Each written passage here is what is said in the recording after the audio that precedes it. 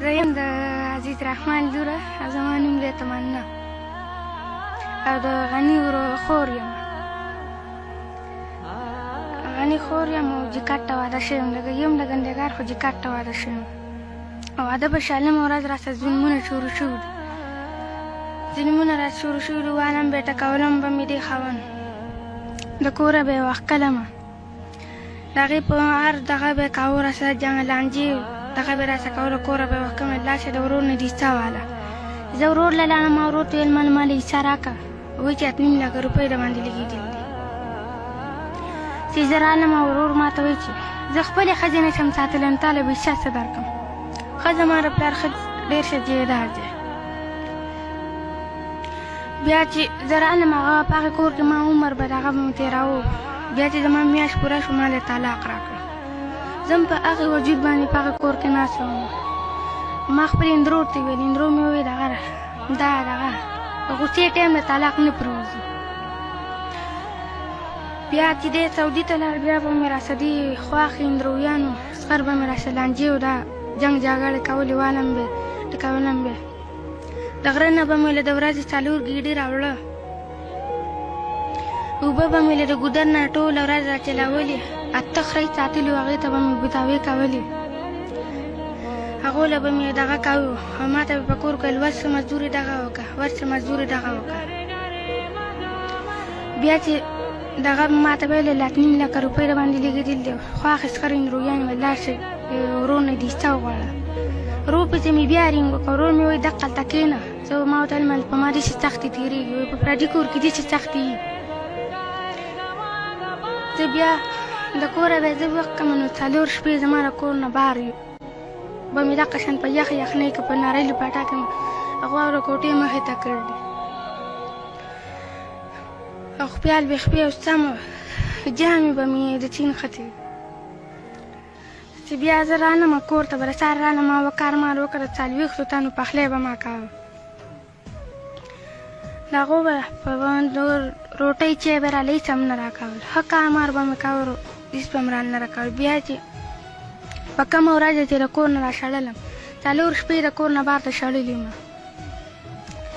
د شپې به یې وشړلم او د ورځې به بیا رالم کار مار به مې وکړه. بیا چې په 5مه شپه د کور نه وشړلم راوایرتېلم. خواښې ستر مې اندرویانې مې 3 تولې کالیان وه، هغه یې رانه په زور واخېسته. چې مرۍ ته یې راځي چې دندې اچېلې وه، هغه یې رانه په زور واخېسته. په زور یې رانه واخېسته. ما په دې خولې مې زګزګي راغله. ما ویل ما له اوس خاصې ما په وزن ایسته مې له ورکړه. په کور نه را رخصت کړم په 2 بجې. زما نه زه کار هم نه کوي. زه ډېره والي وم. چې زه رانم دا روړۍ ته راپورې وتم هغه ځای ته. بیا مې خپلې ترور ته رینګ وکړ. د خپل ورور دلته مې هم رینګ وکړ. هغه ویل را نه شي، ما ماکره دې نه منم، ترکره دې نه منم، د هېڅ چا کره دې نه منم، نه به راځي، دقلته کښېنه. زه رالم د دې خپلې ترور که مردانه پورې 2 ګاړو زما نه روپۍ نه دي اخېستې. بیا مې را ترور راغله. زه دې ترور سره راغلم، دې څه ما پناه اخېستله. اوس مې ورور لګېدل دی. وایي چې ته تللی د دې مراد له لاسه را مټیزه تللی. زه مټیزه نه یم راغلی. زه ډېره بې وسه وم. نه مې مور شته نه مې پلار شته. زما هېڅ هم نشته. او مور پلار مې مړه دي. تره مې پاڅېدلی و، زما پلار یې ویشتلی و. مور مې زما ورور پاڅېد، زما مور یې مړه کړه. څه پیسې چې مې دي، خو خرچه پې شوې وه په واده باندې.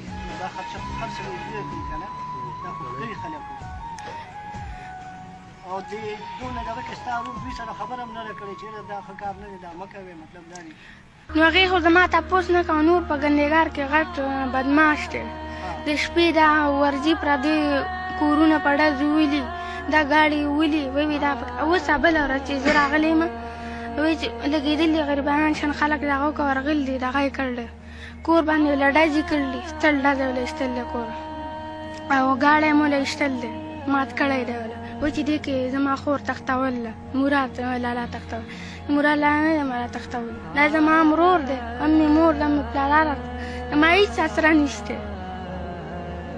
نه مې مور ته نه مې پلار ته. زما خو هېڅ سره نشته چې اوس د حکومت زما تپوس نه یم زه چا کره لاړ شم وجاړم فریاد وکړم. اوس ته څه غواړې چې څه وشي؟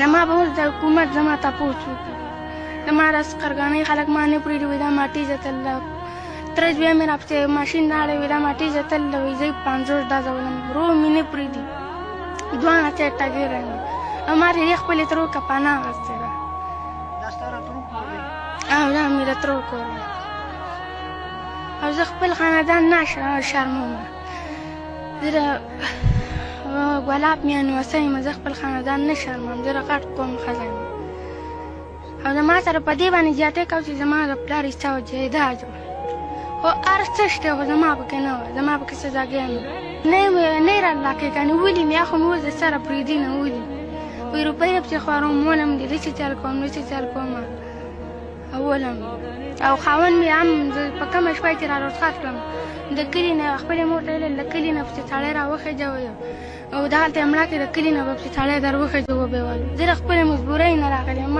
زما مور او پلار نوم زه په قبر کې نه شرمم دومره را زیاتي راڅه شوي دي زه ولې بیا په تېر اخره ځان شرمم زما ټیچر صاحبه نه یم راغلی زما به اوس د حکومت عمران خان دا زما د ډېر غټ پولیس صاحب دغه به زما تپوس وکړي